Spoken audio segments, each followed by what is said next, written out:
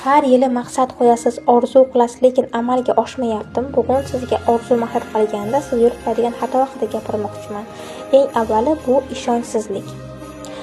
Ishonchsizlik qayerdan paydo bo'ladi? Ya'ni biz yillar davomida orzu qilamiz, maqsad qilamiz, balki orzular daftari tutamiz, balki orzu xaritasini tuzarmiz, lekin biza noto'g'ri qilingan orzu maqsadlar sababli amalga oshmaydi. Orzuni o'z to'rt ustuni bo'ladi. Birinchisi bu orzu maqsadingiz aniq bo'lishi kerak. Va orzu maqsadingiz aniq vaqt ko'rsatib berilgan bo'lishi kerak.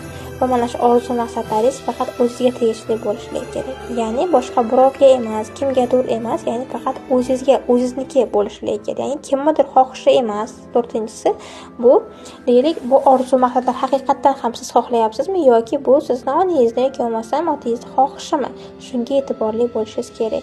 Agarda siz orzu maqsadlari to'g'ri tuzishni xohlasangiz, kommentariyada plus qoldiring va men sizga bepul darsligimni jo'nataman.